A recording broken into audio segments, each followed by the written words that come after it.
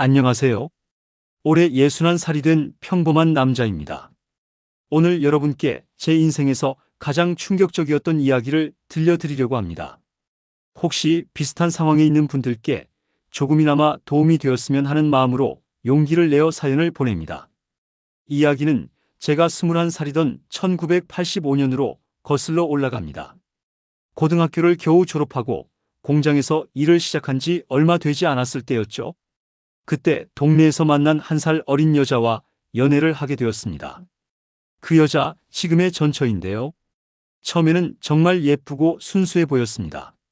함께 있으면 즐거웠고 나름대로 진지한 교제를 했다고 생각했죠.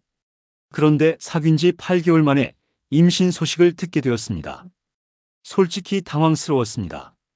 아직 사회 초년생이었고 경제적으로도 불안정했거든요. 하지만 책임져야 한다는 생각이 앞섰습니다. 남자라면 책임져야지라는 마음으로 서둘러 결혼 준비를 했습니다. 부모님은 처음에 반대하셨어요.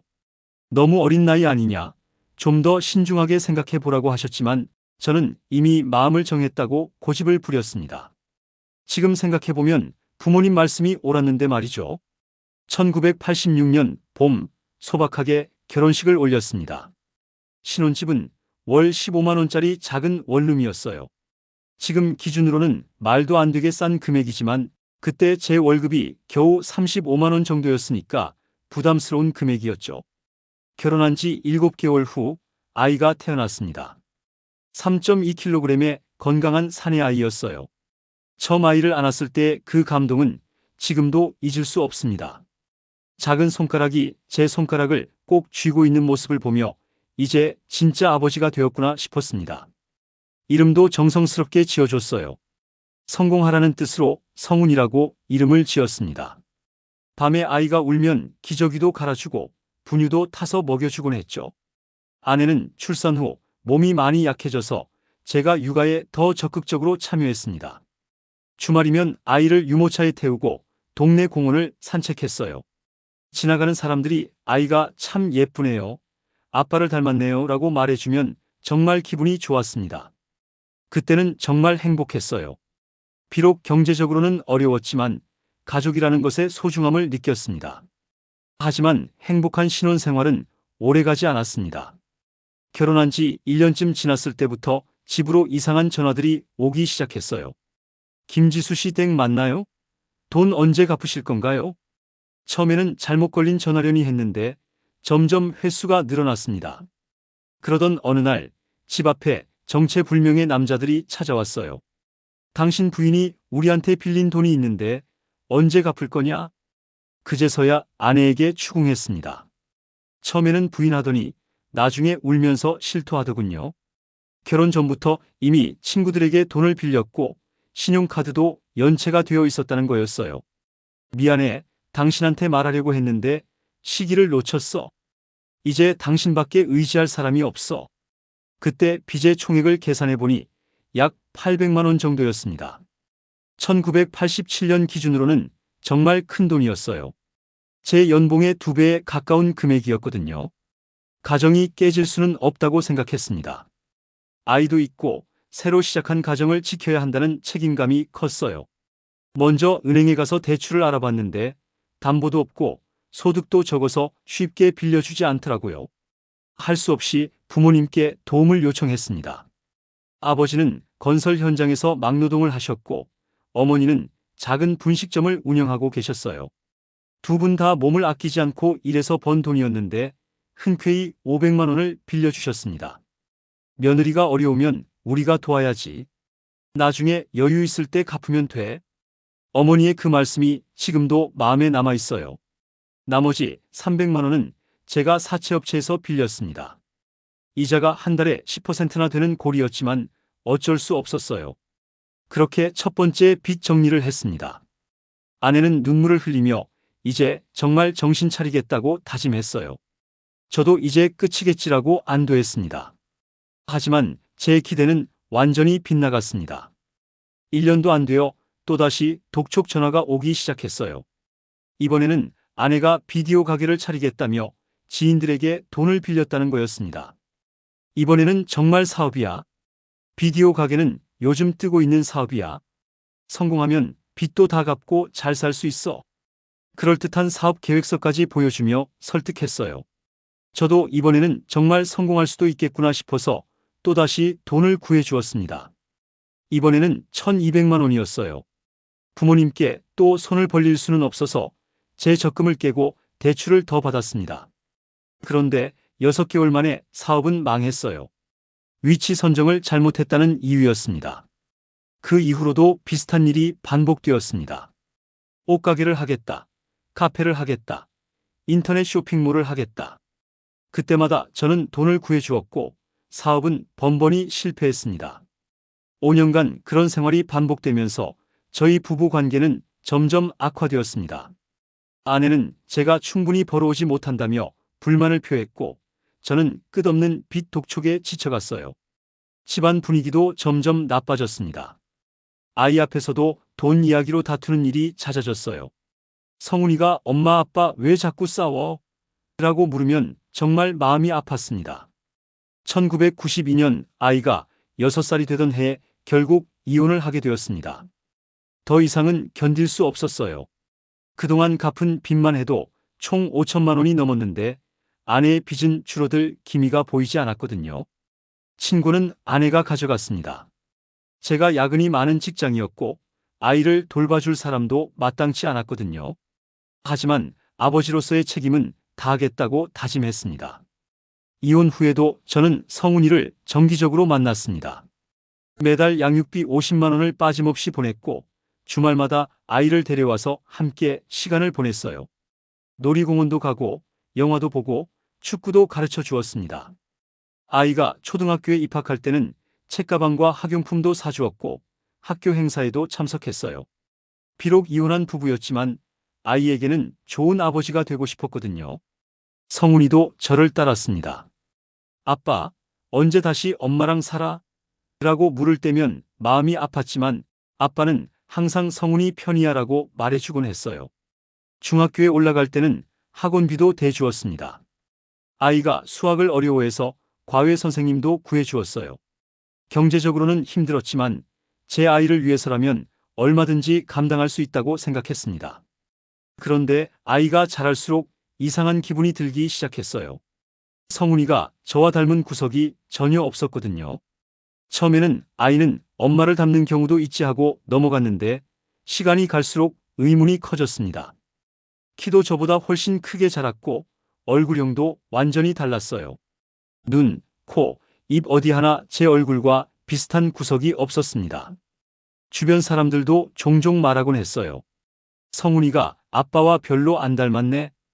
엄마 쪽 가족을 닮았나 봐요. 그럴 때마다 어색하게 웃으며 넘어갔지만 마음속으로는 불편했습니다. 더 이상한 건 성격이었어요. 저는 조용하고 내성적인 편인데 성훈이는 너무 외향적이고 활발했어요. 좋아하는 음식, 취미, 모든 게 달랐습니다. 2008년 어버이날, 성훈이가 고등학교 2학년이던 때였습니다. 학교에서 어버이날 편지를 써오라는 숙제가 있었나 봐요. 성훈이가 저에게 편지를 하나 건넸습니다. 편지 내용은 대부분 고마움을 표현하는 평범한 내용이었어요. 그런데 끝부분에 이런 문장이 있었습니다. 아빠, 엄마가 잘못된 아빠를 만나서 우리 가족이 이렇게 떨어져 살아야 한다고 했어요. 하지만 아빠는 잘못이 없다고 생각해요. 그 순간 머리를 망치로 얻어맞은 것 같았습니다. 잘못된 아빠라는 표현이 계속 머릿속을 맴돌았어요. 전처가 아이에게 무슨 말을 한 것일까? 아니면 정말로 제가 잘못된 아빠인 것일까? 그날 밤 잠을 한숨도 자지 못했습니다. 16년간 품고 있던 의문들이 한꺼번에 떠올랐어요. 며칠을 고민한 끝에 결심을 굳혔습니다. 더 이상 의심을 안고 살 수는 없겠다고 생각했어요. 몰래 유전자 검사를 받기로 했습니다. 인터넷으로 유전자 검사 기관을 찾아보고 서울에 있는 한 병원에 예약을 잡았어요. 성훈이에게는 건강검진 받으러 가자고 하고 함께 갔습니다. 검사 과정은 간단했어요. 구강내벽을 면봉으로 살짝 문지르기만 하면 되더라고요.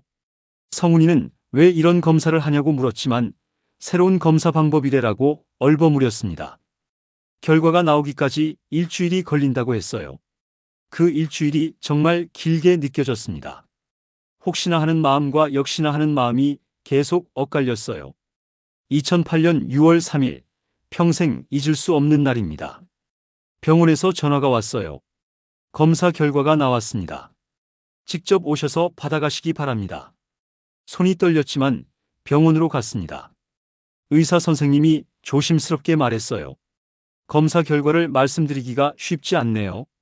친자 관계 확률이 0%입니다. 머리가 하얘졌습니다. 예상은 했지만 실제로 듣고 나니 충격이 컸어요. 혹시 검사 과정에서 실수가 있었을 수도 있지 않나요? 재검사를 해보시겠습니까? 일주일 후 재검사 결과도 동일했습니다. 친자 확률 0%. 16년간 제 아들이라고 믿고 키운 성훈이가 제 친자가 아니었던 거예요. 결과지를 들고 전처에게 연락했습니다. 직접 만나서 이야기하고 싶다고 했어요. 약속 장소는 성훈이가 다니던 중학교 근처 카페였습니다. 전처는 제가 왜 만나자고 했는지 모르는 듯 했어요. 이게 뭐야?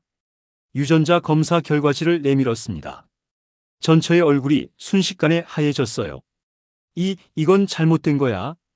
검사 결과가 틀렸을 수도 있잖아. 2번 검사했어. 결과는 같았어. 한참 동안 침묵이 흘렀습니다. 전처의 눈에서 눈물이 흘렀어요. 정말 모르고 있었어? 성훈이 친아버지가 누구야? 그건 말할 수 없어. 더 이상 무엇을 말해봐야 소용이 없었습니다. 16년 만에 드러난 진실이었어요.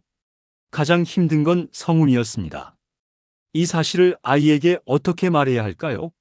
고등학교 2학년인 아이에게는 너무 큰 충격일 것 같았어요. 결국 성훈이에게는 말하지 않기로 했습니다. 대신 전처와 합의해서 제가 서서히 거리를 두기로 했어요. 아빠가 요즘 일이 바빠서 자주 못 만날 것 같다. 괜찮아, 아빠, 나도 이제 고등학생이니까 바쁠 거야. 순수한 아이의 대답이 더 마음을 아프게 했습니다. 이 아이는 아무것도 모르는데 어른들의 거짓말 때문에 이런 일을 겪게 된 거잖아요. 2009년 변호사와 상담을 받았습니다. 친자관계 부존재 확인 소송을 제기할 수 있다고 하더라고요. 이런 경우 보통 승소하는 편입니다. 유전자 검사 결과가 명확하니까요. 하지만 소송을 하면 성훈이도 알게 될 것 같아서 망설여졌어요. 그래도 법적으로 정리는 해야겠다고 생각했습니다. 소송 과정에서 전처 측에서도 별다른 반박을 하지 않았어요. 결국 2010년 친자관계 부존재 판결을 받았습니다. 성훈이의 성씨도 어머니 쪽으로 바뀌었어요. 법적으로는 완전히 남남이 된 거죠. 2010년 성훈이가 고등학교를 졸업하던 날 마지막으로 만났습니다. 졸업식에는 가지 않았고 따로 만나자고 했어요. 성훈아, 아빠가 할 말이 있어. 뭐야, 아빠? 아빠가 이제 자주 못 만날 것 같다. 왜? 무슨 일 있어? 어떻게 설명해야 할까요? 결국 진실을 말하지는 못했어요. 아빠가 다른 지역으로 일하러 가게 됐어. 자주 연락하기 어려울 것 같아. 그래도 가끔은 연락해줘. 그래, 물론이지. 거짓말이었습니다. 하지만 아이에게 상처를 주고 싶지 않았어요. 그날 성훈이에게 100만 원을 주었습니다. 대학교 입학 축하금이라고 하면서요. 아마 제가 성훈이에게 준 마지막 돈이었을 거예요. 그 이후로 몇 년간은 정말 힘든 시간을 보냈습니다. 배신감, 허무함, 분노가 한꺼번에 몰려왔어요. 16년간 쏟았던 사랑과 정성, 경제적 지원이 모두 무의미해진 것 같았습니다. 부모님께 빌린 돈, 제 노후 자금까지 다 써버린 것도 후회됐고요.